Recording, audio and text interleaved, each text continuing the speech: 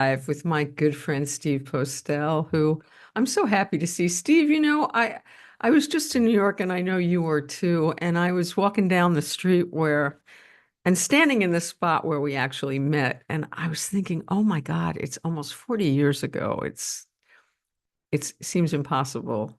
How you doing today, Steve? Uh, I'm processing. It's a challenging day in our, I think, in some ways, but I'm doing okay. I'm doing okay. Yeah. Would, in 2016, it was the furthest thing from my mind that it could happen. And I was with a bunch of comedians and we were at a big party. And as the night wore on, it was like, what? And it was like this shock. But like last night, it was like, it seemed like kind of a slow death. It was a different kind of feeling. Um, and it's a different kind of terror now because we know more what we're getting this time, I Well, think. yes and no. Like that if you zoom out a little bit, which I think we have to, there's a few things that I think about it. One is that uh, the world has never been like it is today. We don't, and we can't with these superpowers and these the people with the kind of power over technology like Elon Musk and how it all and everything is the rules of the past don't exist anymore. And so as much as there's potential for some really bad stuff to come out of this, we don't know we just don't know. We don't know. Uh, we just don't know. The level of misinformation that is on all of it.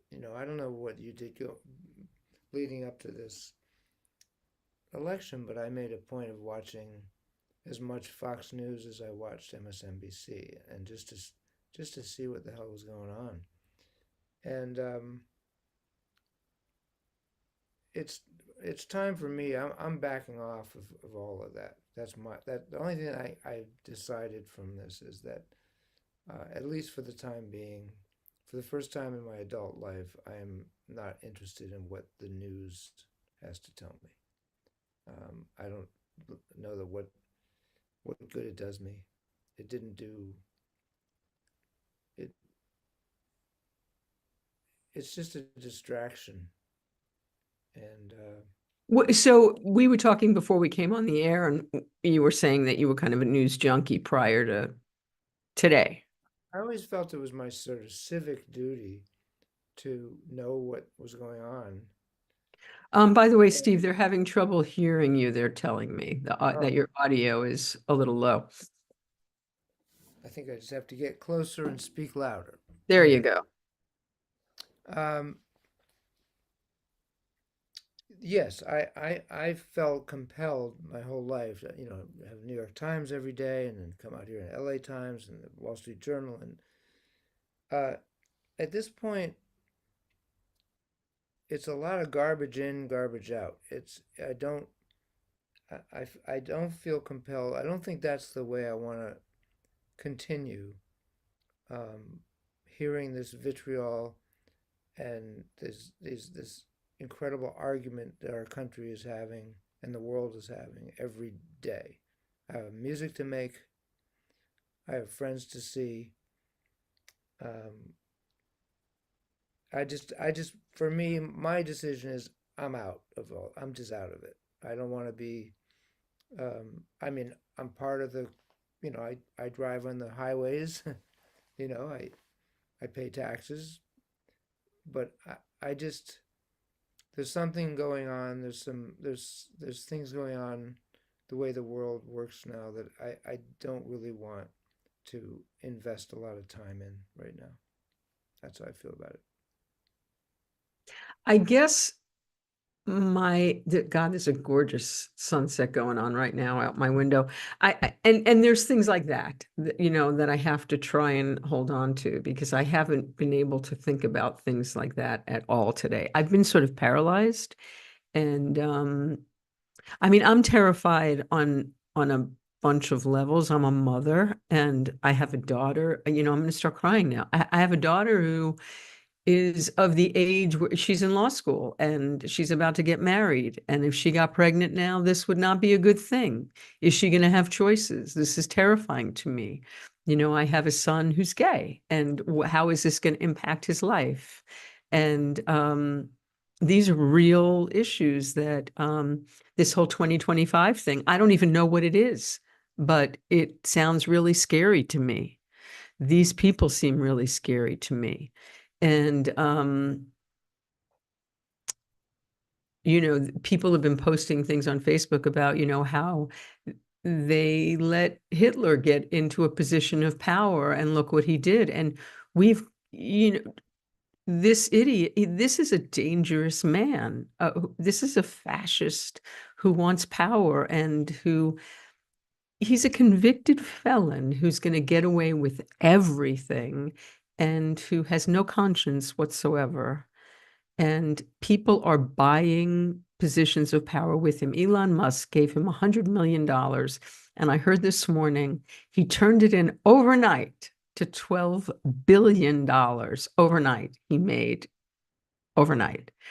And he has bought all these contracts, right? That, he's going right. Robert F. Kennedy is going to take away vaccine. Little kids aren't going to get polio vaccines and things like that to protect them in school anymore.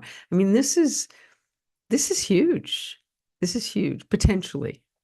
It's potentially huge. I feel like we live in an age of fear. Fear is has become the primary religion, and everybody wants us to be afraid. That's true. So Trump fanatics want us to be afraid of trans people and immigrants and whatever else they want us to be afraid of, and vaccines making us have autism and whatever they want. Mhm. And then you have kids actually uh, protesting in favor of Hamas on college campus. I mean, it's just everyone's so rather than I don't know what's going to happen, and none of us do. And so listening to all the predictions of it could get really bad. Mhm. But I all I can do is sing songs and play music. Like I can't do anything about it. I really can't. When I was 13, I marched on Washington against the Vietnamese War As did I. and hitchhiked to Washington from New York City at 13. I took the Um, bus. well, and I think that that had some impact, but the world was really different then. Yes, it was. So, so my recommendation to people is this is a hard day for half the country and a really happy day for half the country, which is but that's nothing new. Remember that half this country uh, owned slaves and was shooting at the other half of our Mhm. country, and it wasn't that long ago. In the realm of the 2,000 years of civilization, it's not that long ago that that was going on. So, so I think rather than, I mean, I don't want to see it. Here's my feeling about it. I don't want to watch it. I don't want to watch Elon Musk jumping up and down on a stage. I don't want to watch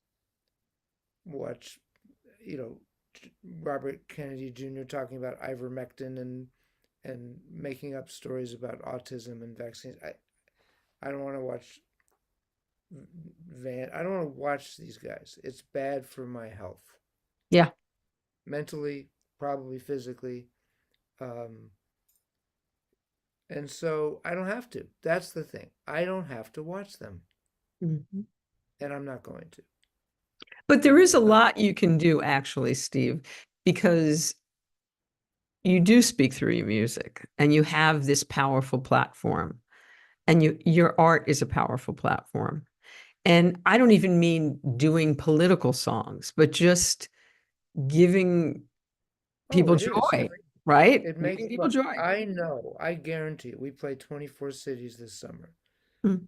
A lot in the South and Florida, and we were in Virginia, and I forget where we were. There's no question that I played for people who were into Trump, Mhm. but who love this music. And they didn't stand up and scream when we played Southern Man or or Ohio. They they like the music. I just so I mean, there are people who go overboard. I've been unfriended by people today for doing nothing, but I haven't been unfriended by people who I know were for Trump, but we both like music and guitars, and it's like you can have that. That's what you got now.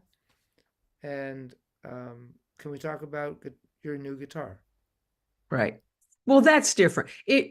I have a lot of friends that I don't have a lot. I have a few friends that are on the other side of the fence but people that are going to come over to my wall and start spewing this stuff. No, I'm not interested in that. No, No, we don't that's have not to. okay. No, we do it. Look, make your boundaries. Like what do I know? I don't know, but for me, this is just for Right. me. I have my boundaries. Someone crossed it recently, and I wrote, "Don't don't do that. Don't put that on my. Don't take advantage of my social media and do that." And they went, "Okay." Um, and I want to make music and speak to people that way. I am really very determined to get out of the cycle of having my heart rate and my mental status determined by this giant, on all sides of things, information highway that is 20% true, whatever it actually is, we will never know. You and I will never know what things we're hearing are sort of true, all true. I mean, we can know what someone says. Hmm. So if it comes out of their mouth, I think you and I are the kind of people. I don't like what comes out of Donald Trump's mouth. Hmm. I don't like the way he talks about people. I can, that's direct. That's it. So, okay, good.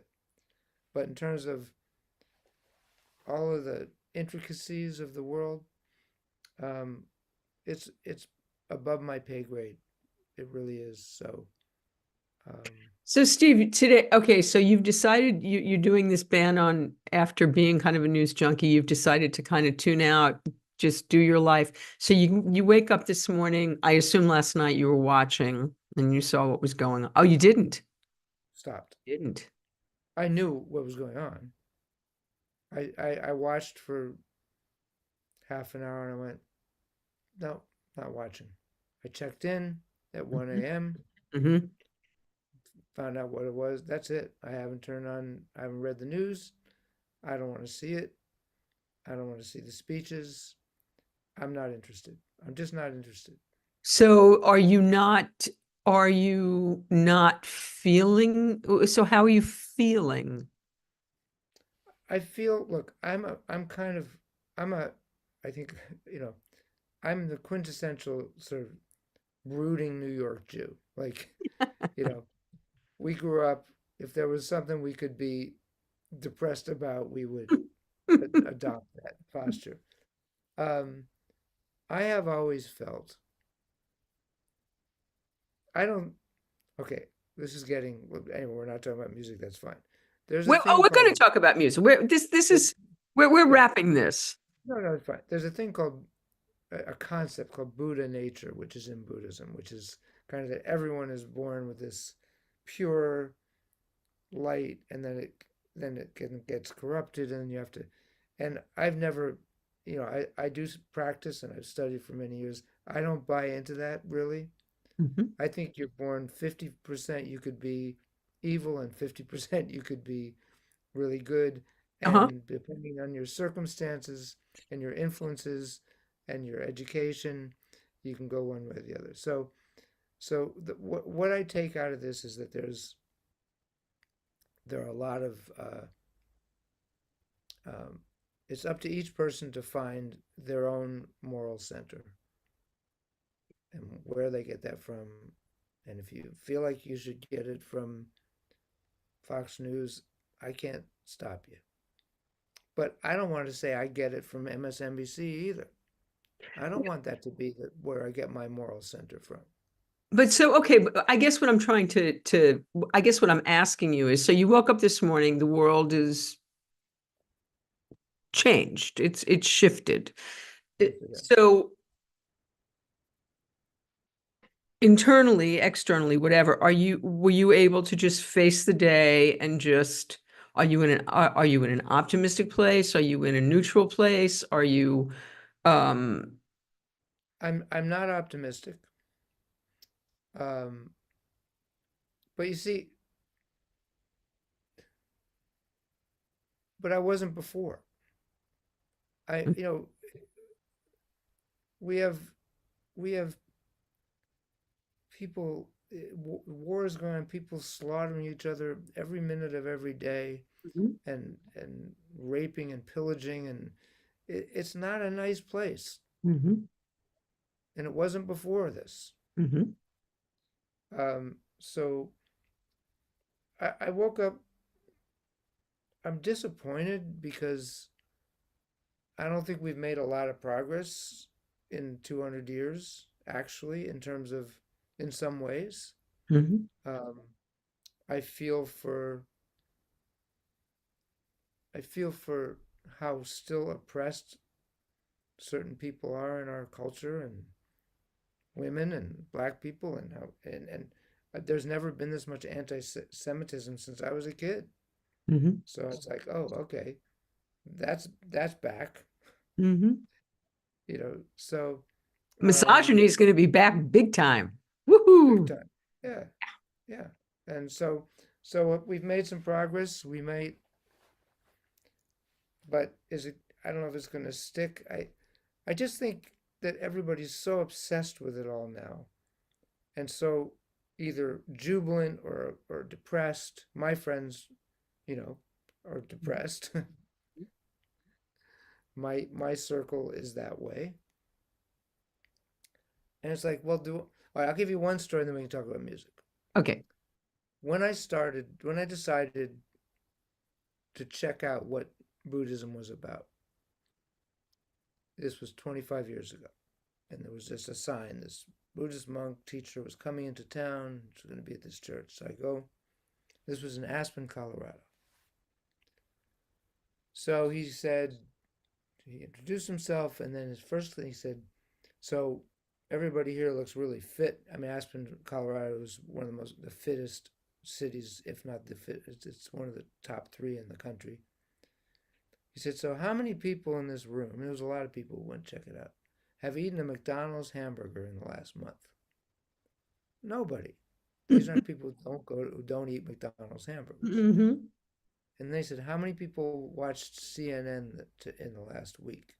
And everybody raised their hand. And he said, "So you're willing to put whatever you want in your head, but not in your body." And that stuck with me. And that's how I feel right now. Like, Mhm. wait a minute. I try to take care of my health and what I eat. Am I going to keep putting this crap in my head daily? I'm not. I've decided that's playing into something that there are powers that be that want us to play into. Okay, so what's the antidote for you, Steve? What are the antidotes for you today? Like, okay, not today, tomorrow. What's the antidotes for you so that you can emerge from this kind of gloomy oppression that a lot of us are feeling? The big antidote for me is to shut it down. Hmm. I don't have to watch it. Hmm. I don't have to read it. I don't have to do that. That's a choice. Hmm. I'm choosing to not do that. Hmm. Why would I read some diatribe in some newspaper rather than go read a poem? Why would I spend my time that way when I have the choice? Why would I watch half hour of people yelling on MSNBC and pulling their hair out when I could write a song or take a walk? I do like sports a lot. I will continue to watch sports, which is one of the great egalitarian pastimes for me. It's like he can play, he can't play. That's it. He can put the ball in the basket, he can't. So he gets to, I like that. Um, so for me, the I'll do the same thing I do every day. I will meditate and practice the guitar and practice singing and go and exercise and read and journal. I'll do all these things I do every day. If I if I turn off, I don't mean turn down, turn off this messaging. It's not that I'm not going to know if something huge happens. I'll find out. I'll know. Well, you're on social media, so you're gonna see stuff, right? I'll see stuff, but that's my decision. That's just for me. Right. But it's poisoned our lives. It's really poison. It's poisoned our state of mind, and it's so poisonous. It's so awful that I mean to see the things that particularly certain people are willing to say we're supposed to be leaders about other people. It's so hideous. Why do I have to see that? It is the proverbial stopping to watch a car wreck. And so what? So I don't want to do that anymore. I just don't want to do it. I don't control it. It I I'm unfortunately confirms a certain thing I believe about mankind, which is a mixed bag. You know, I'm not I'm not one of these uber hopeful, positive, love is the answer to everything people, and I'm also not don't but I don't want to be the other side. I don't want to be sitting there and just eating mentally, emotionally eating this constant barrage of what is extremely negative and extremely damaging. And like that's it. Because I don't have I can't do anything about it. You know, I can't stop Elon Musk from doing anything. He's worth what 200 billion. I mean, he's got contracts with Russia and China. Who the fuck? I am. There's nothing I can do about it except I don't have to watch him jumping up and down like an idiot. Hmm. Because that image really upset me. Hmm. It's very So upsetting. so oh wait, I don't have to turn that on. I really don't. And that's it. Okay, so I have a suggestion. How about if you play something for us to shift the mood, and then we can move into music? And how about if you play something that I could certainly use a mood changer because I could use something that would elevate my mood. I don't even have words anymore, but I'm going to leave it to you to pick Yeah, I thought something. about what song to play that it might be appropriate to. By the way, this is can I got to tell a little Yes, tell the backstory. story you were telling Snuffy earlier. So in when I was about 14, a friend of mine's older brother who played guitar a little bit was going off to college, and he said to me, I have this guitar. I'm not going to play guitar anymore. It's just going to sit in the closet. Do you want it?" I said, "Yeah, of course I want it." So he gave me this guitar, Which is and a I'll get to what it is. And at the time at 14, I didn't know what was what. And and over the years, it's old guitar. It started to, and I also didn't know you could fix guitars. It started to the bridge started to move, and the strings started to come up, and the face started to buckle. So eventually, I just stuck it in the original case in the attic, which was, where it's hot and cold, and then I moved it to Colorado, and then I moved it to California, and then I got rid of my storage space, and I was putting it in the storage I built here when I bought this house, and I opened the cases to label what it was, and I went like this, and I went, I know a lot more now than I did when I was 14. I went, that is a really amazing sounding. I wonder what it is. I wonder what this is, and I brought it to a friend of mine. Who does work on guitars. His name is John Mooey. He says, Steve, you got a 1957 Gibson J45 there, which is, but it was really sort of unplayable. And I said, well, you think you could make it play? And he took the top off, he took the neck off, he took the frets off, he took the bracing off, he rebuilt it, and it's my favorite guitar. How long ago did you rediscover it? A year ago.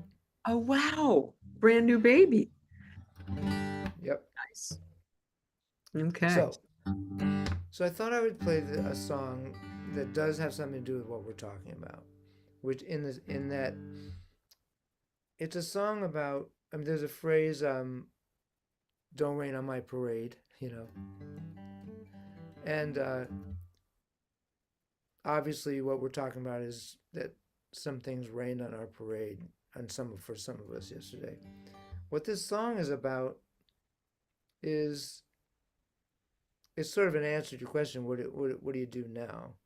Is, yeah, it might be raining on my parade, but at least I have a parade.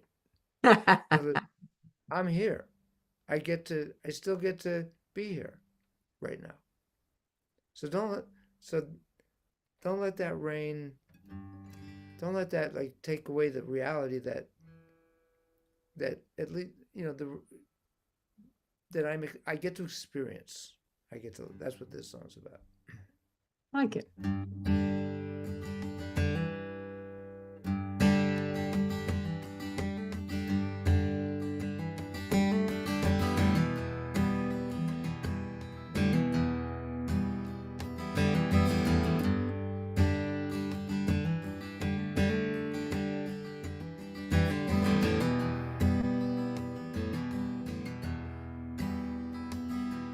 Everybody should know that nothing will last. Don't live in the future, don't live in the past. Everybody thinks what they see is real, but it's just a reflection of whatever you feel. It's all I can do to live day by day. With a little bit of luck, I'll be on my way. There's a girl in the mirror and she looks like me. She'll do anything she can just to get free. She lives in the city in a one-room flat with a childhood friend and a Maine Coon cat. She always thought it would all work out, with a little bit of hope and a little bit of doubt. And it's raining on my parade. I did the work and I never got paid, but it could have been worse, could have seen it all fade. At least I know I stayed to watch the rain fall on my parade.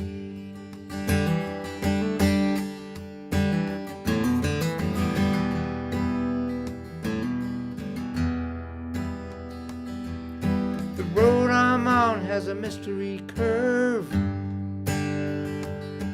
Do you get what you want or what you deserve? There's a sign on the door says you can't come in. You can keep on playing, but you'll never win. The years went by without a passing glance. Was it a game of skill or a game of chance? And it's raining on my parade. I did the work, but I never got paid. And it could have been worse, could have seen it all fade. At least I know I stayed to watch the rain fall, to watch the rain fall on my parade, on my parade.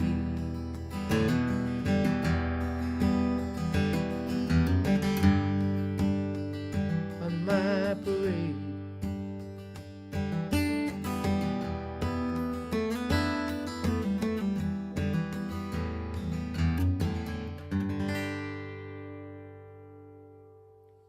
Oh, that was perfect, Steve. That was beautiful. That was perfect. Thank you. That was beautiful. Thank you.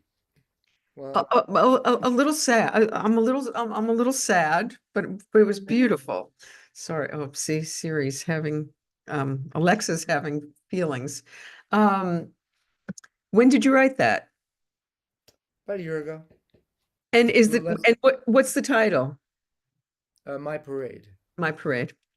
Um, w- so it didn't have anything to do with this. No, Mhm. no, it had to do with life. You know, it's gonna have. It's not set up to be this big joyous experience the whole time. It's not gonna be. So we have a choice. We have choices about what we're gonna do about that. If we accept the fact that it's gonna be up and down, Mhm. and then we're gonna die, and Mhm. our friends and family are gonna die, and so it's like you could say, "Don't rain on my parade." Well, it's gonna rain on your parade. Or you could say, "Well, I stick if I stick around, I get to see the rain on falling on my parade. I get to at least experience it. So let me experience it fully." You've had a lot of stuff happen. Well, we've all had a lot of stuff happen in the last few years, certainly, but you had a lot of stuff in the last, I think it happened in the last year. You were prepping to go out on the road with David Crosby, working on an album with him and going to go on tour with him. And his very sudden uh, and surprising passing. And yet you did go out on the road and take that project out on the road. Can you tell us about that experience? Yeah. Well, that was a big hit because I I knew David for many, many years, 30 years, I think. How did you meet him? When my friend Jeff Pevar got together with David and his son James Raymond to form CPR, Hmm. which was Crosby Raymond, Hmm. Crosby Pevar Raymond. They were in New York and they were trying to write the record. I had a recording studio in the city, and Jeff said, "Hey, we need a place to write. Can David Crosby come over to your studio and write for a couple of days?" And yes, he can. So that's how we met. That was How long that was? How long ago was that? probably close to 30 years, 28 years ago, 30 years, something like Wow. I didn't realize that. you'd known him that long. Wow. So even though we knew each other, and then we played a couple benefits, we played some concerts, we went up to Vancouver, we wrote a few songs together, but we never really put our heads together and said, "Let's go play." So it was really a big deal for me. We were And so finally how did that was that that just a happened. natural morphing or did something No, that was happen? something happened. So I used to visit David. I spent a Mhm. lot of time up in Santa Barbara area, and he lived in Santa Ynez. Mhm. And if I was up there, hey, what are you doing? And I'd go over and we'd have lunch, play some guitar, you know, just hang out whenever he was available, and if I was up there. And I went up there, it was a couple of years ago, no, more than that, probably. And he said, "Well, Steve, I'm done performing." And I said, "What do you mean?" He goes, "Well, I had a problem with my hand, and I went and had surgery, and it got infected, and it created all this scar tissue. And he said that I could write a song, but there's no way I could play a 2 hour show. So I'm I'm done. I can write, I can sing, so let's keep writing, and we'll make records." And I casually mentioned, I said, "Well, David, I could play your guitar parts." And he's kind of looked at me. I said, "I can play Bach. I can play your guitar parts. I could do it. So if you ever get the itch, just know I would learn them on my dime, on my time, and see what you think." And that's it. I just put it out there as a very casual comment. Had Well, you played, had you played his stuff for him before to this no, point? I played with You him. played So with him. that's different. So then I'm playing a Right, part on top of his part, right. but not his part because he was But playing it. he knows you've got chops. Oh yeah, no, I played with Y- him a number of times Yeah, yeah, yeah.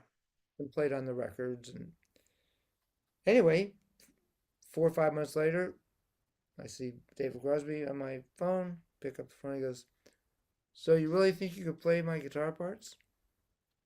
I said, "I know I could play your guitar parts."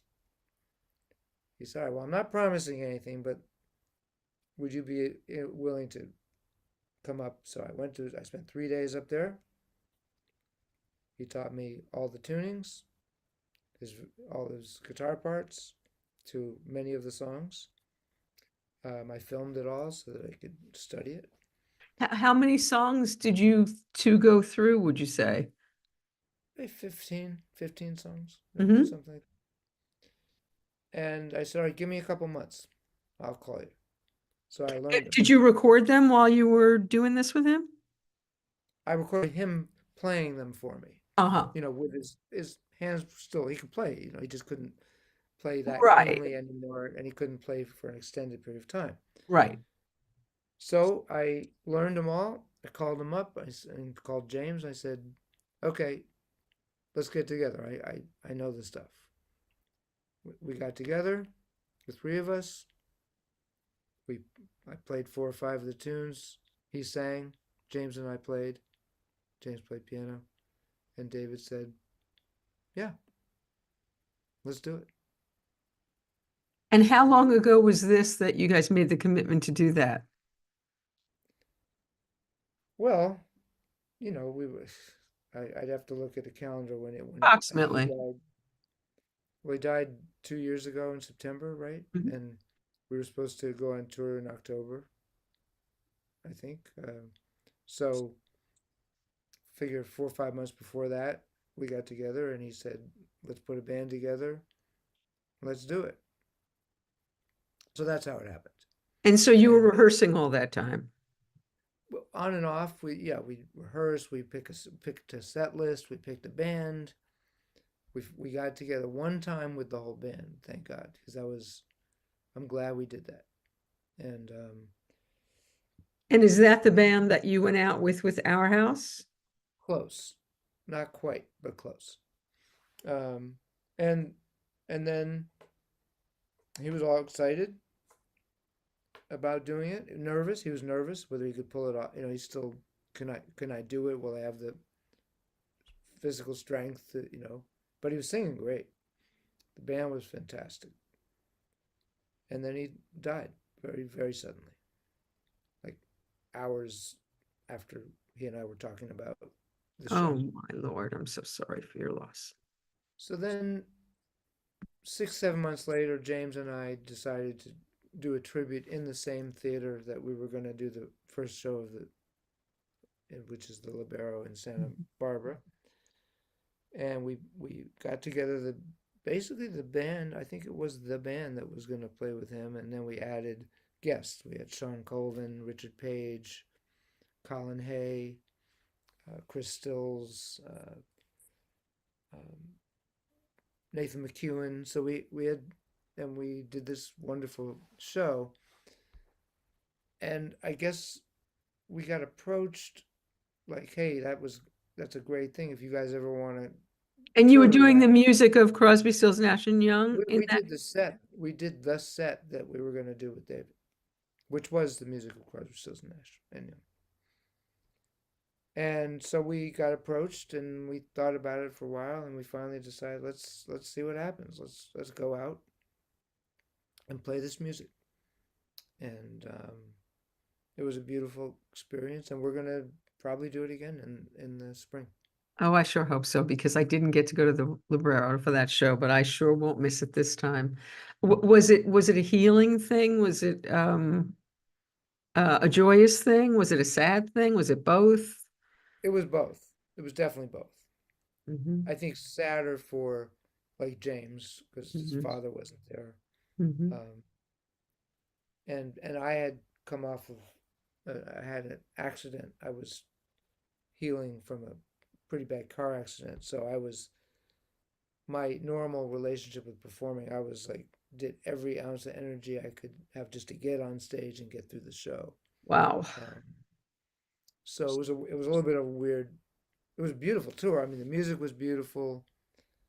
The audiences were thrilled to be able to hear the music live that they won't get to hear again, played by people who played with the guys or were taught, So taught. Pivar, I assume, was part of that, and Yeah. I know Pivar was part of it. So were you doing it? You were not doing a tribute band.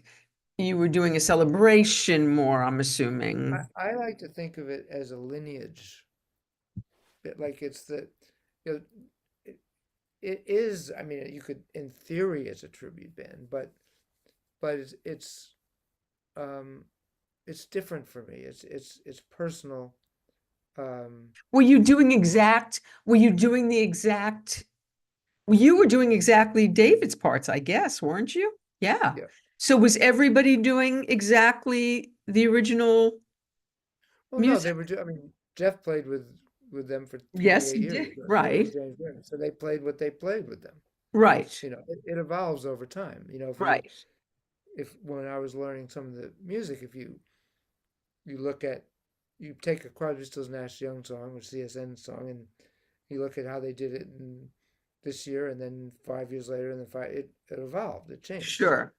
So I played pretty consistently what David played, so Hmm. that it was built around in general, not all the songs, Hmm. but in general. Um, and some of them had new arrangements. This wonderful, amazing guy named Chris Pierce was on the road with us, Hmm. and he toured with Neil Young a couple of years ago, and he came up with a version of Southern Man that's his own thing that's so beautiful. So we did that version. So we're Hmm. not we're not wed to doing the exact arrangement, but a lot of the arrangements, it's such great music. It's like, you know, I don't want to change it. Right. I want to do it. Did Stephen come, or did Neil come? Did they hear what you were doing? No. Hmm. There's a lot of weird blood around Hmm. that whole scene. Hmm. So, um, Did you and have any of the experience? I'm sorry to interrupt you. I'm like I've been wanting to ask you this since we started the conversation. I saw the documentary on David, and most people have, I'm sure, who are watching this show. Did you have any of the experience with him that we've seen? Did he act out with you? Was he difficult with you? Was he challenging for you? I had a very great relationship with him. Hmm. And I did not personally have those issues. I saw them. Hmm. People didn't make them up. It's real that he had a complicated personality.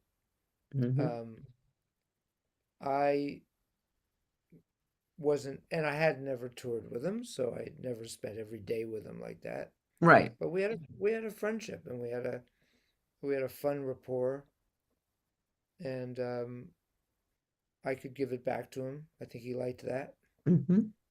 you know. And so Sassy New York Jew. yeah, I mean, I think he appreciated that I could give it right back to him. So Hmm. you know, but yeah, I my experience with him um, was very positive, as a just as a friend, as a person.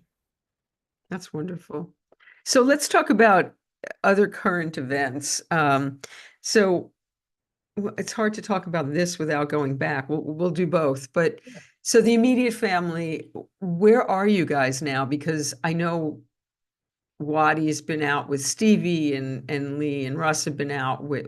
So are you guys able to come? Do you have plans to come together? Are there shows coming up or? We don't have a show booked. The situation is, well, first of all, there's a really cool thing which we'll find out on Friday, whether we got nominated for Best Rock movie film.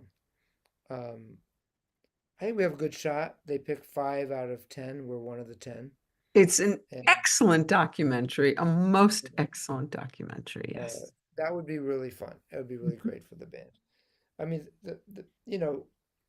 Stevie just announced a whole crap load of new touring. Oh, Lyle Lovett likes to play all the time. mhm. At our house, we've been offered 2 tours. Um, Mm.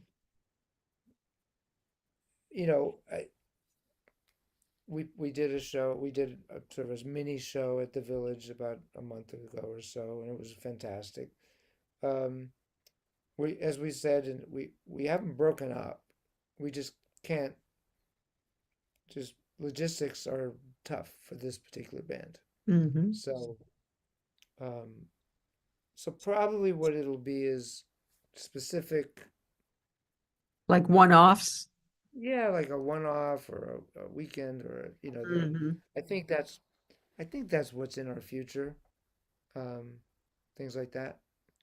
And So the dream of being the band that you guys have all dreamt in being in is going to have to wait a while, kind of.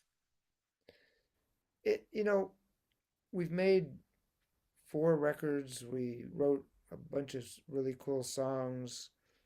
We toured. We played.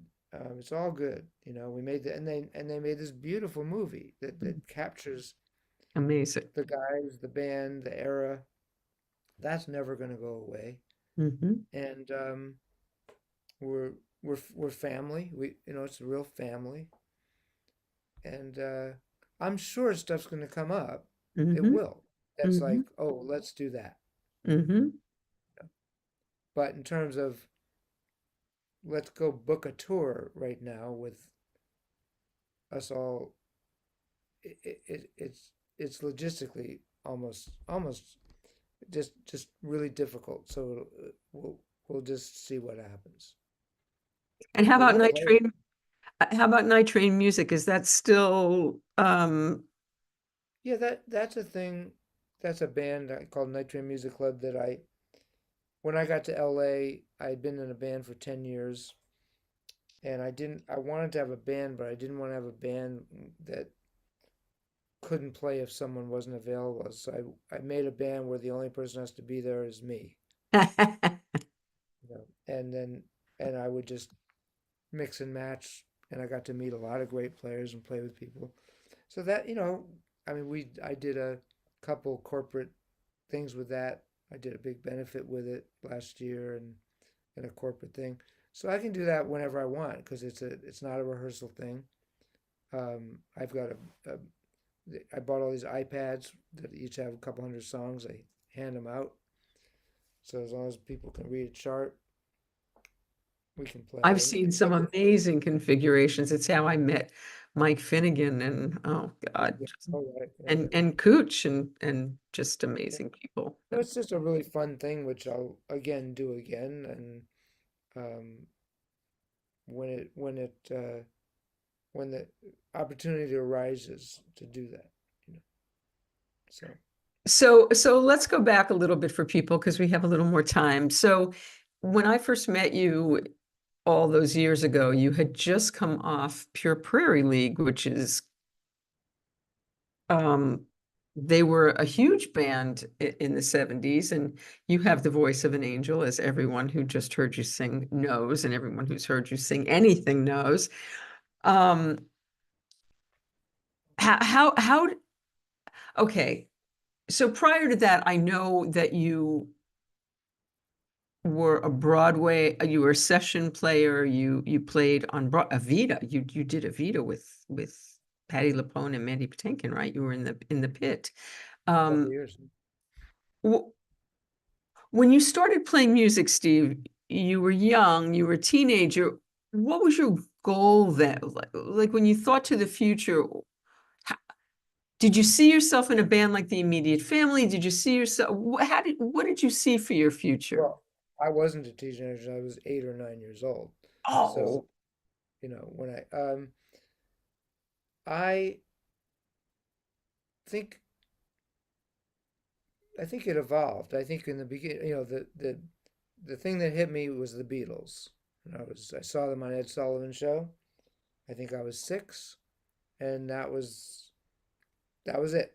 hmm. So that then I knew what I was going to do with my life.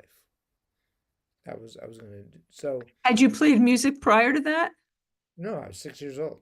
Okay, did you get a guitar right then? They wouldn't get, but they were. My parents were told I was too small, so I had to wait 2 more years. Mm, I asked for it, but they said not yet. okay. So I waited 2 more years, and I still have the guitar that they bought me. It's hanging on my wall. They bought it. My dad bought it at Manny's Music. It was a Goya classical guitar. I still have it. So, um, so the original impetus and influence was the Beatles, moving into learning about Dylan, moving into learning about Hendrix. Then James Taylor came along when I was about 13, and that was life changing for me because I was like, oh, you could just be this guy with a guitar and sing these beautiful songs, and then he had this amazing band with him when I went to see them play, which was Leland and Russ and Danny, Unbelievable. and I was like, oh man, I don't care which one I am. I don't care if I'm the James Taylor or one of those guys. I'm gonna do this somehow. Wow. Something that's going. Were you already writing songs? Yeah. And were So, you like a singing front man already? well, there was no one to front man with. I Were mean, you were you in, you weren't in a band? no, no, I was alone with my guitar. I'd go to school and play and sing, give people, Hmm. I did the band thing much later than most. Most guys were in bands in high school and played in bars and stuff. I Right. played like solo stuff. I played classical with like a flute player. We'd go play places. Uh-huh. And then I did all the years I was playing like sessions in the day and Broadway shows at night, I had a band, the Steve Postell band, and we'd play the bitter end, then we'd go play Tramps, and we'd play the Lone Star, like once a month I'd invite all these people and we'd play a show. Um, but and that band got signed, but that the deal fell with Sid Bernstein got us a deal, and then that fell through, and so it was just always doing all these different things. I always had once I decided to put that Steve Postell band together, I always had a band that could play. Um, but so the goals changed over time because that deal fell through. Then I got another record deal a few years later in Canada. We went up to Canada to make the record. That didn't, and then we had another, and so all that time when I'm sort of pursuing it, um, writing a film score here, and they're writing a jingle here, and playing a Broadway show here, and going, But I just, was the dream to be like a James Taylor? Was that like the, yeah. yeah. Uh-huh. When Sid Bernstein signed me, Mm-hmm. we went to see Laura Branigan, who is Sid's client, at the Bottom Line. Mm-hmm. So we were at the front table, and it was Ahmet Ertegun, Sid Bernstein, Steve Postell, and some other people. And Sid puts his arm around me and said, "It's funny because I've never told him this story." He goes, "Ahmet, this is the next Jackson Browne." Wow. So that's what I thought. That's what I thought, you know. And You know, Snuffy played with Laura Branigan back then. oh, oh, he might have played that He show. might have, yeah. Yeah, it was the big coming out party, Hmm. Atlantic coming out party at the Bottom Line. Um, anyway, so yes, in my mind, that was what That was that set up. was That was what was happening, and I had to, as Donald Trump would say, do the weave and and weave my career because I didn't want to get a job. I wanted to play music. Okay, that record deal didn't come through. Oh, there's a show I could play. Uh, So there's a how did you get that? How did you get into the broad? Because that's like a whole different thing. How did you get into that world? I was going to Mannes College of Music, Hmm. which is now joined with Manhattan College of Music, Hmm. studying classical guitar and composition. They didn't have any, at the time, no jazz, no pop music, nothing. I wanted to learn theory, also like not classical theory, like what I would use in popular music. They didn't teach it. So I found a guy, his name was Myron Weiss. Myron was played the whole run of Chorus Line, 13 years, 14 on Broadway, and during the day he would teach. Hmm. And he knew the whole Ted Green, if you know Snuffy, you'll know what that is, that Hmm. whole method. So, but I could already play because I was playing classical recitals and stuff. I could play. Hmm. I'd done some shows. No, I hadn't done any shows, sorry, but I could play. So I was one of Myron's better students who was just learning this new vocabulary. Well, this was a day, no, there weren't even phone machines. He had this little apartment on McDougal Street. If the phone rang, he'd pick it up. So the phone rings. He's like, I'm not paying attention. And then he goes, hold on a second. He goes, Steve, you want to go play a national tour of Man of La Mancha? Oh my Lord. And I went, I guess so. And he goes, I got the guy for you. That was it. Wow. I didn't audition. Wasn't looking for it. Wow. But since I could play flamenco and classical and read charts and sing, because I sang, it was a perfect fit. And I did a couple tours of that. And that's how I got in. Did you study voice? Because your voice is crazy. Yes. Oh, I did. I did. Um, I, I, when I was about 17, I would, the quality of my voice was good, but after about 5 songs, I'd start to get a little hoarse. I could still make it through a show. So I knew I was doing something wrong. I found a, opera teacher actually, and he Wow. set me on, got me singing correctly, and I still study. I've never stopped. That's I wonderful. I did stop for a while, but I went back to it when I got in the immediate family, and they wanted me to sing all the really highest parts. I went, time to go back and study a little bit. That's fantastic. Well, there's something else. You study a lot of things, and I know one of my favorite stories of yours is you took a little art class when you were very young. Hmm. And you had someone in your class who was Yeah. Well, my mother was a beautiful, beautiful painter, yeah, and she studied with and also collaborated. They were writing a book before he died with an amazing art teacher named Norman Rabin. whose father was this famous Jewish author who actually wrote Fiddler on the Roof. Wow. Um, and Norman was this anyway. He was the best teacher of anything I've ever had, and Wow. I also painted and drew. So uh, I would went into the class. I was 16, and Bob Dylan was in the class. So there were like eight of us, and so I never, you know, I didn't want to bug him. I didn't want him to. I don't think he even knew I played the guitar. I just, Were you a super fan? Were you a super Dylan fan? Yeah. oh yeah, Oh yeah. big. Mm. I knew every song from every record, and yeah, Mhm. but never let on to that. Right. Um, and what's funny is many years later, it's a whole other story I won't go into, but I was introduced to him, and I went, we met years ago. I was in Norman's class,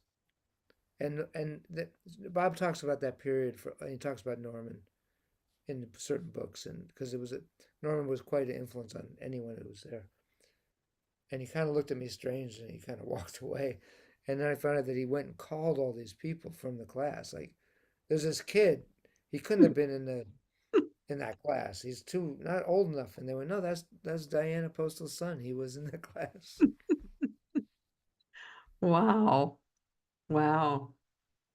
Did you ever get to play music with him in any way? I was supposed to.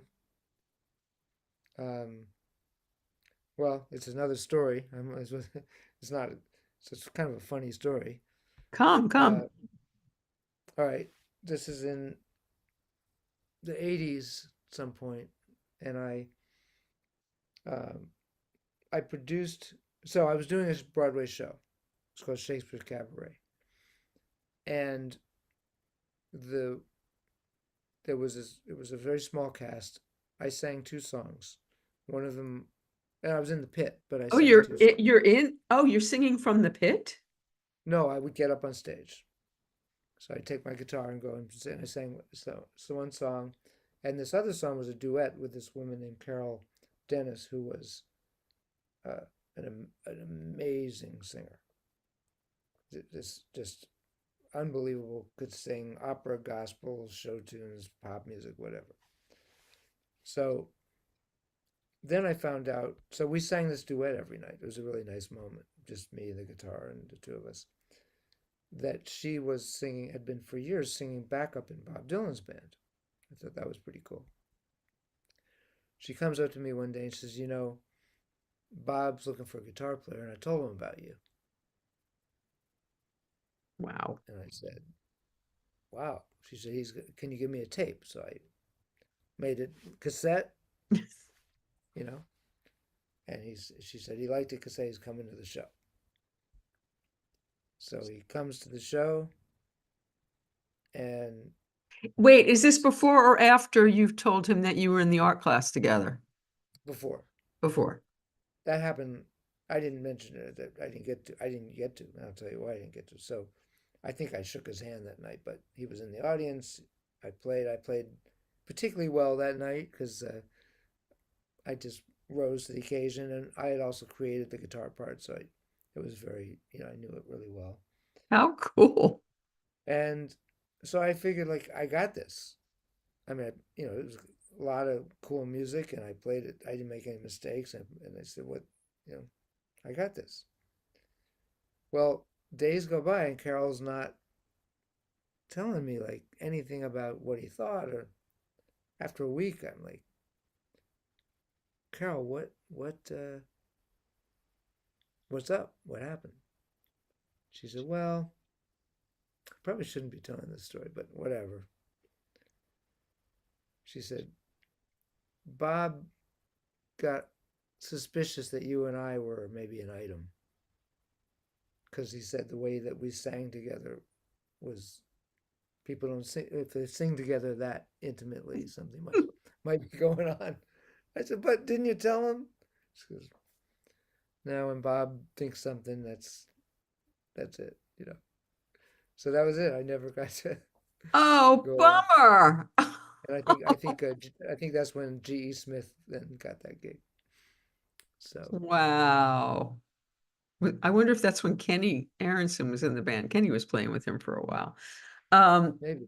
wow. Anyway, so it might have happened, and if I hadn't sung that If song. you hadn't sung so convincingly.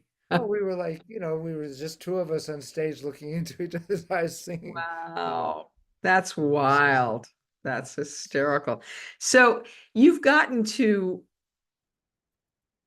you've gotten to play, know, produce, write with, work with so many of your heroes. Um, I mean, just that story you told about going to see James Taylor, and there was the section on stage who are now your bandmates, your family, your brothers, right? Um, and Jackson and James himself, and all of these people. Um, did you ever imagine this would be your life? Uh, Did you project that? Did you did you no, not manifest that? no. Because I no the last there's been, I mean, I had to at a certain point, and I think this is interesting for any artist. There came a point up until a certain point in my life, unless certain things happened, I felt I could never be happy. Unless I got that big record deal and went on tour and got on the cover of Rolling Stone, whatever the fantasy was. Right. So I was just always trying to get that. And then I got the record deal in Europe, and we went to, and I was on the magazines and the cover of the in Germany, and I was like, but it was always like that.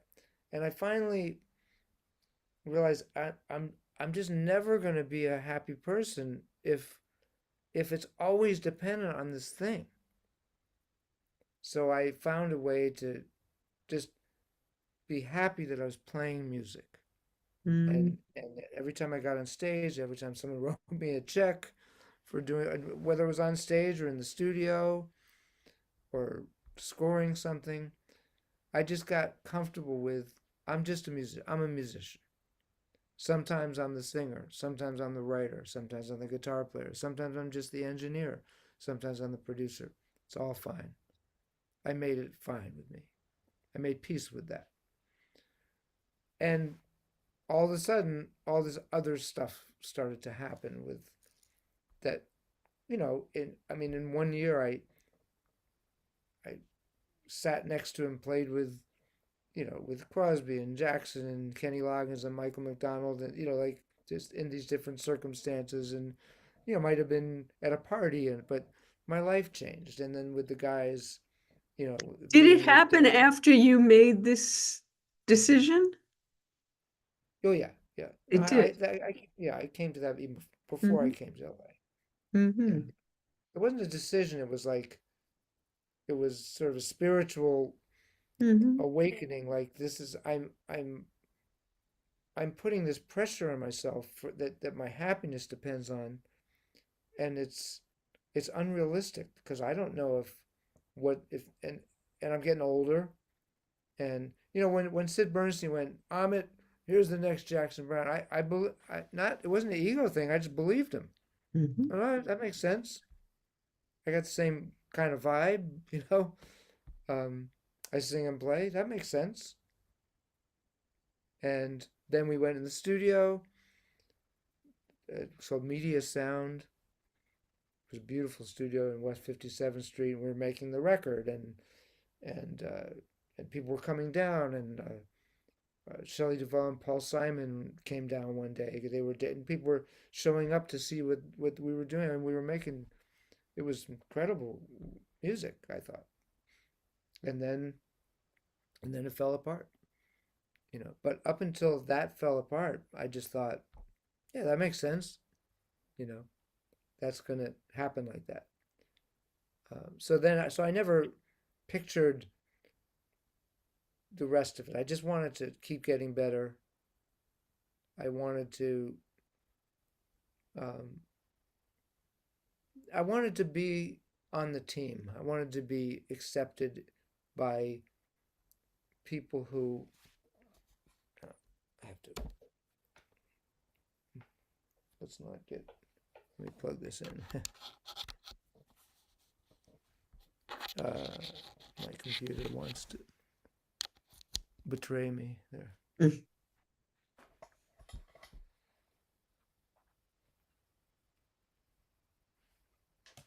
That's interesting. Um, Hang on 1 second, sorry. No problem. You know, this is very much full circle back to my parade, you know, it's kind of that a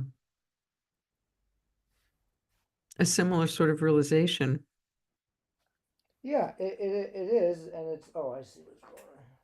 Maybe, there we go. Ah, you got to turn the power strip on. See, it's That helps. Studio 101. Mm, Um, Wait, it is exactly what that song is about. It's like mhm, if it has to be perfect for you to be happy, you're screwed. mhm. And you're going to miss things. They're going to pass you by, you know, and so now a lot of the stuff be you have to create the conditions. So like if I hadn't gone, I was invited by Nathaniel Kunkel, who was mixing my record, to the Troubadour to see James and Carol. And I might not have gone, but I'm like, I need to be there. That these people were important to me. And I went there and I knew Leland. And I met Danny that night. And then that, you know, and then Do you so always say yes, Steve? Do you find, is that no, like, no, no.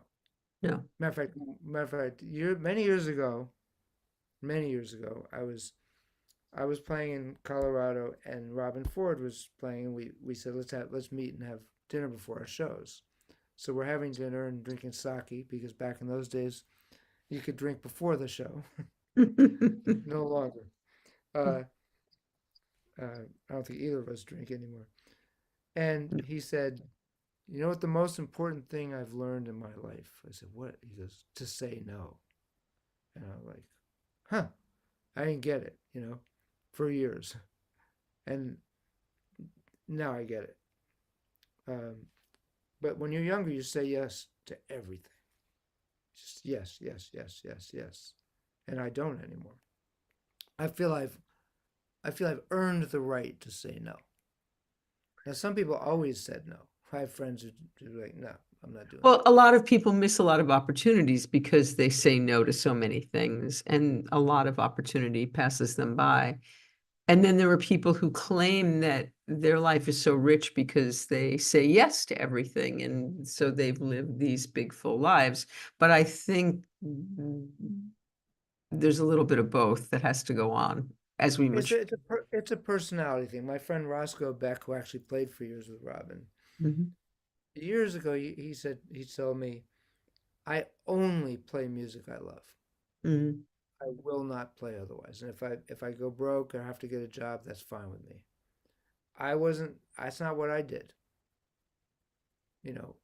Now he's a master, and he was able to go from Robin to Eric Johnson to Leonard Cohen to what you know, and Mhm. Jennifer Warnes, and it worked for him.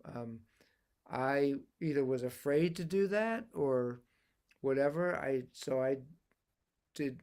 What it's done is it's made me. I've done all kinds of things. I mean, I've written a ballet. I've written movies. I've written a jingle. I've taught. I've done. You know, it because I just wanted to be a musician But yeah, but more you were than able to always make your living as a musician doing what you love. So you but it diversified wasn't a bit. it may not have been the exact thing. Like some people Hmm. were like, I'm only doing this thing. Hmm. And if it's not that thing, I'm not doing it. And I respect that. Hmm. I don't know that I had the luxury of that, to be honest with you. So, you So know, how did you meet Jackson? So here you're told you're going to be the next Jackson Browne. So how did you start a relationship with Jackson? You have like a big relationship with him. Um, how did that start? And how much after you were told that did you actually meet him and they're, they're 25 years later, something like that. I can't remember exactly. I remember we have a, well, he's passed away, but one of his best friends was also my best friend. Oh. So this man named Alan Kozlowski was, Alan had a few very close friends, and it was like we were in this small circle of people who were really close to Alan. Jeff Hmm. Bridges, one, that's how I met Jeff, and Jackson and me, and a few other people. So I don't remember if I might have, I I don't remember the exact. There were two things I remember early on of meeting Jackson, and one of them was he was playing, sitting in at this speakeasy. There was a speakeasy in Venice, an illegal club that was pretty happening for a little while.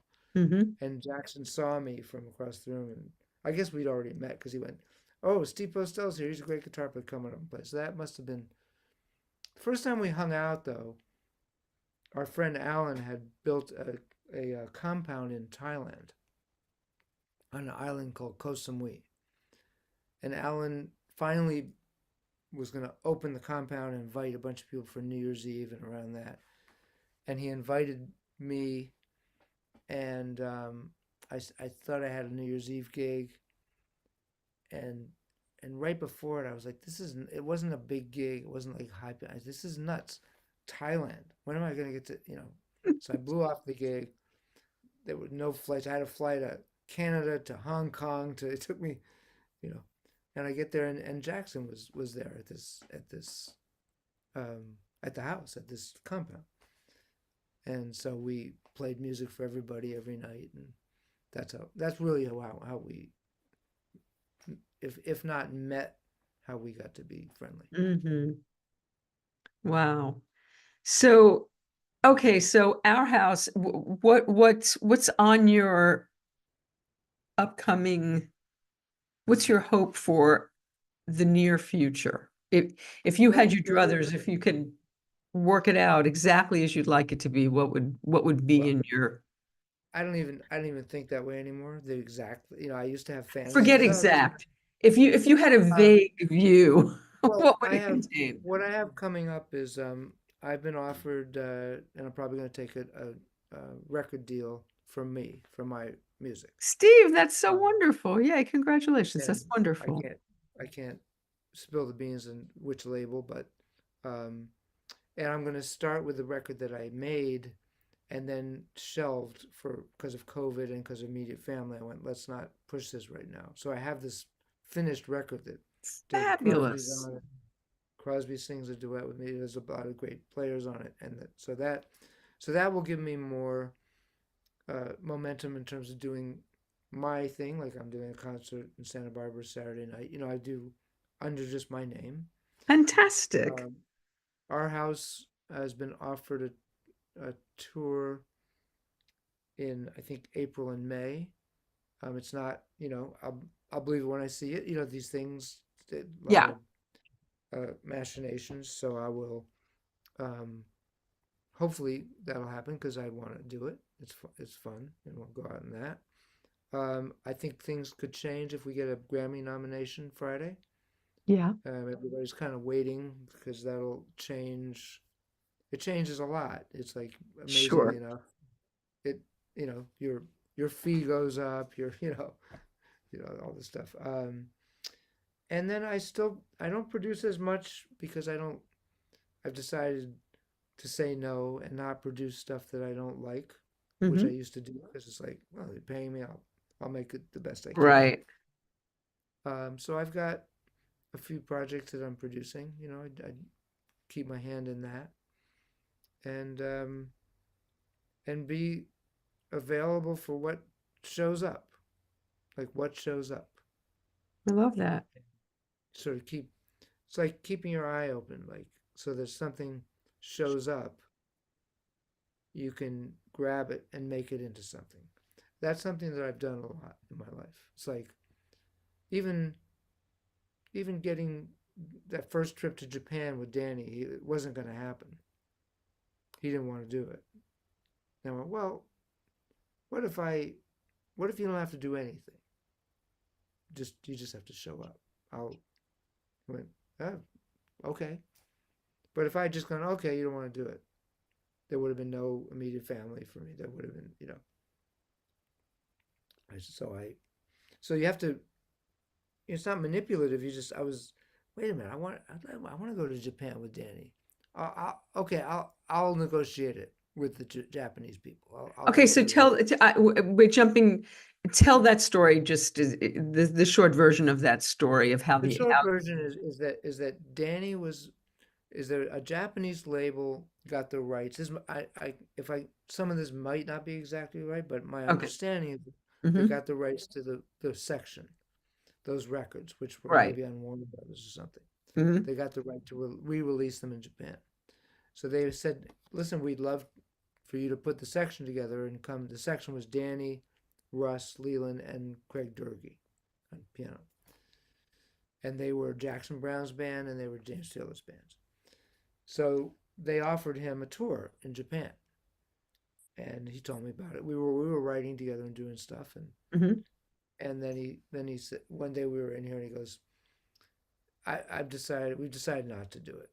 It's old music, it's instrumental music. I don't want to relearn all that. We're not going to do it. And I went because he'd been sitting in the Night Train Music Club, and I said, well, what if we offered them to do what we do and just call it Danny Kortzmar and Friends, not Night Train Music Club, and go, let's go to Japan. He goes, I don't want to navigate all that. I said, well, what if I do it? What if you don't have to do anything?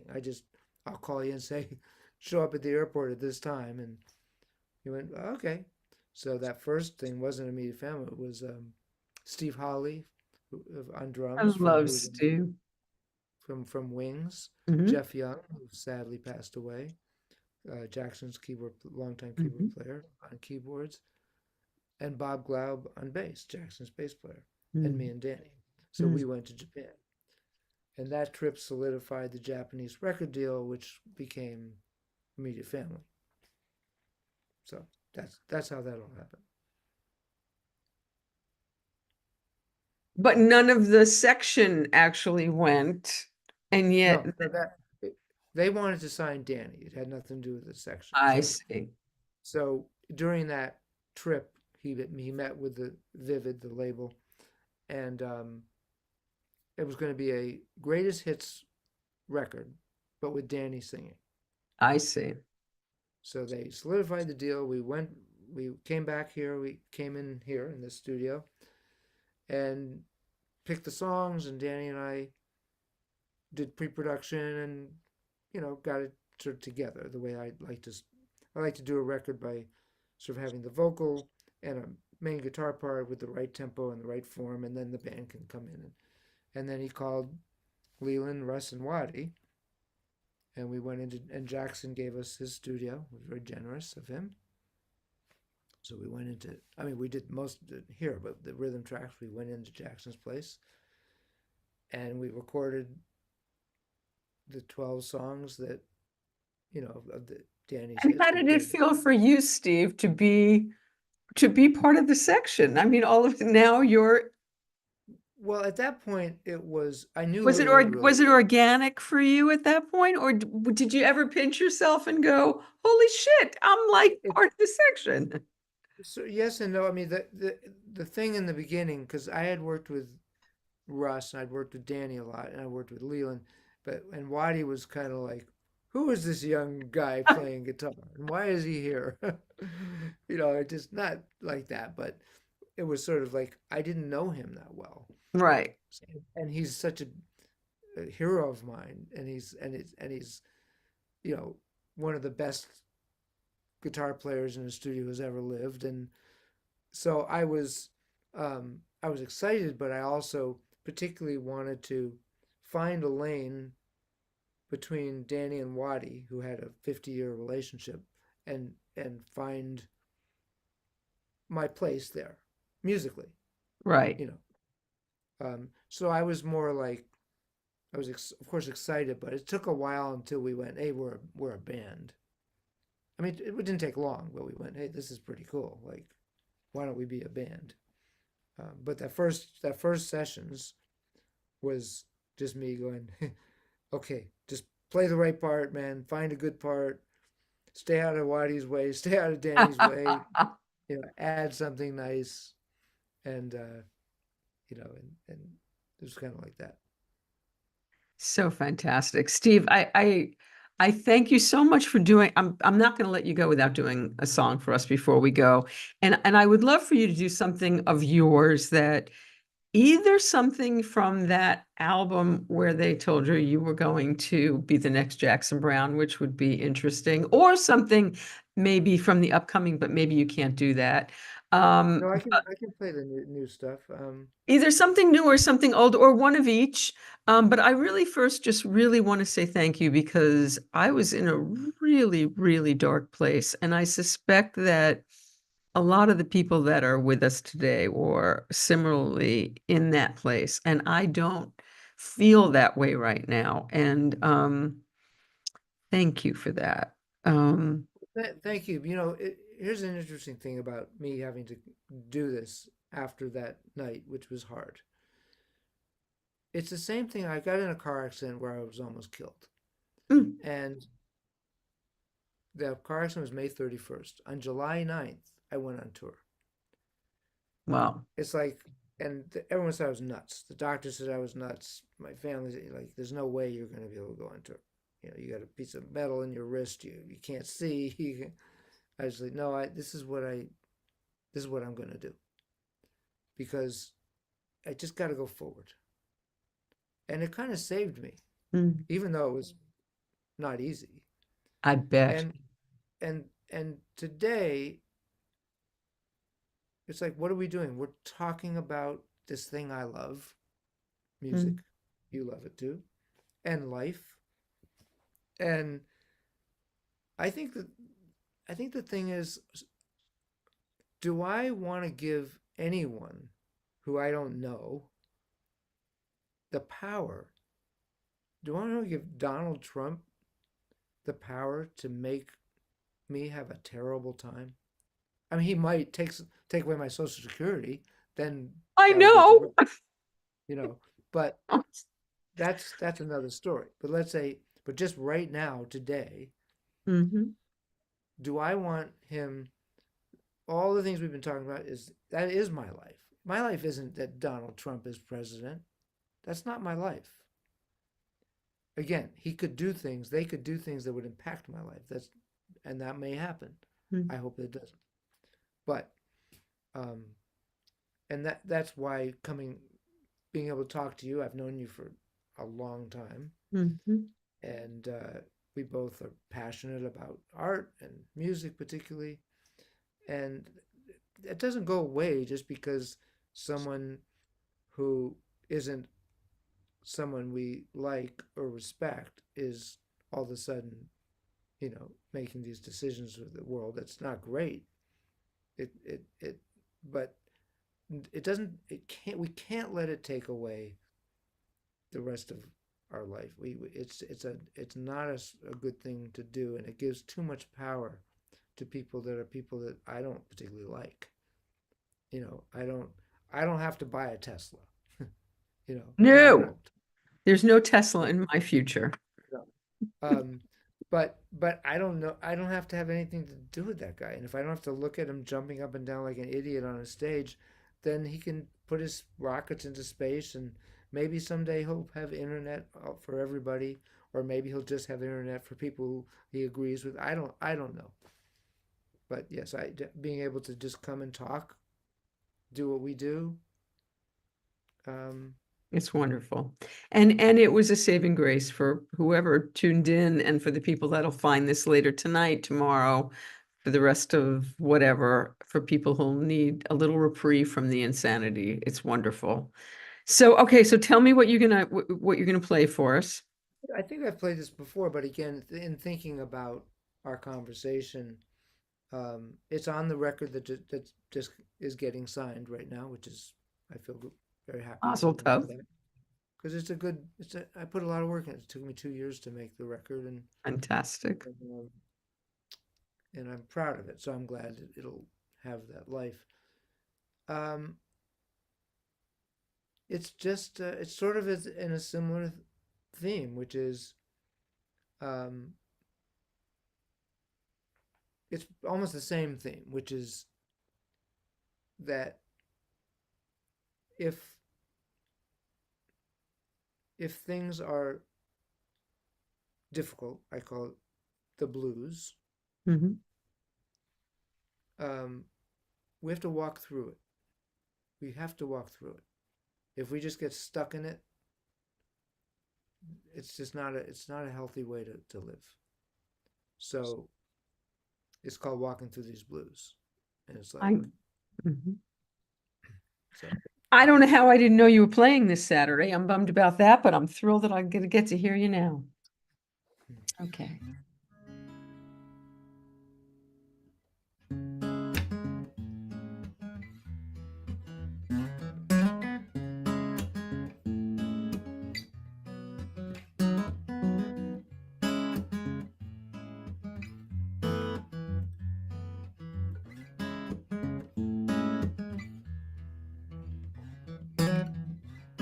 I'm looking at the sky,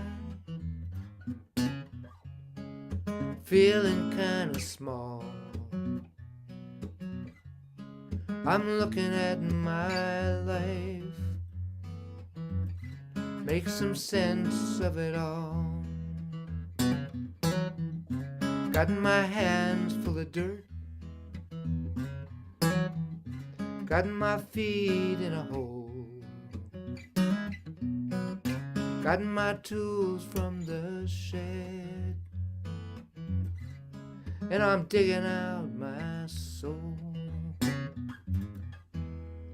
When there's nothing more to gain, nothing more to lose,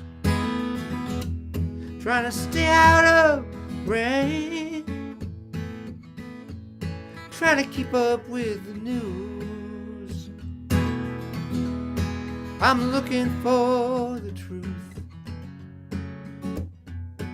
and I'm walking through these blues. I got some brand new shoes for walking through these blues.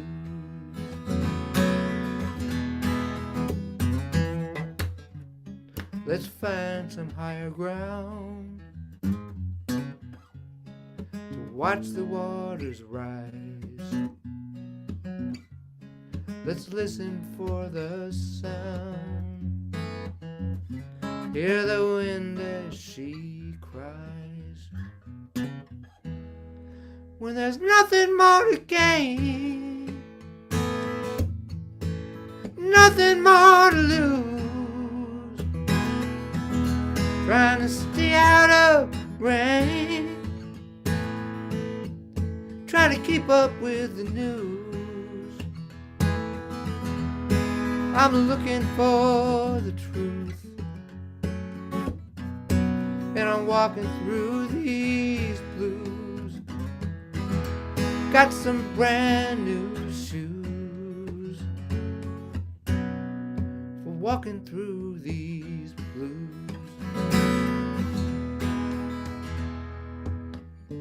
I can see you in the shadows, but nothing looks the same.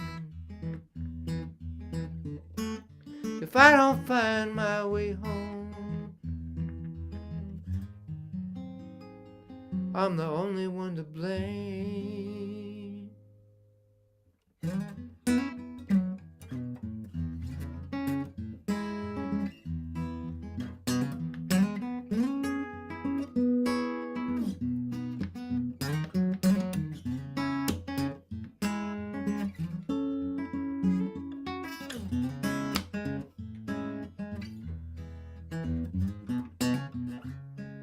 I once had a true love, she was knocking at my door, her picture in a frame. I don't have that anymore. When there's nothing more to gain, nothing nothing more to lose. Trying to stay out of the rain, trying to keep up with the bad news. I'm looking for the truth, and I'm walking through these blues. Said I'm looking for the truth, and I'm walking through these blues. I got some brand new shoes for walking through these blues. I'm just walking through these blues in my brand new shoes.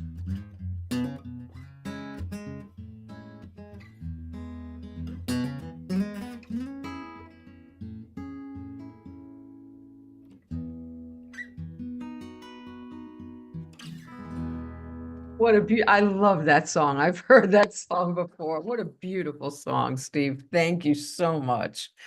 Um, that is just what I need to take away for this night. Thank you so much. It was wonderful to see you, my old friend.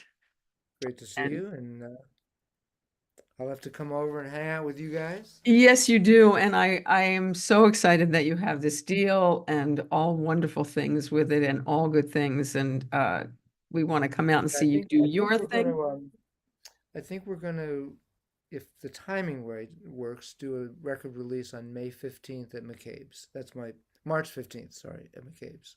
Sounds So fantastic. We that's will my hope plan. we will save the date and looking forward to an Our House too. I just realized that my By the way, it's our house. Outhouse is something else. wait, it's what? Our house. Our House. Yeah. Yeah, yeah, it sounded like No, it that's sounded what I like said. Our House. Our House is very, very, very, yeah. We were yeah, at I got it. Joni's Jam, as a matter of fact. And that's a whole nother story. But anyway, thank you so much. This was just exactly what the doctor ordered. And I so Yeah, me too. appreciate it. And wonderful to see you and stay well. And I hope you heal well and best with all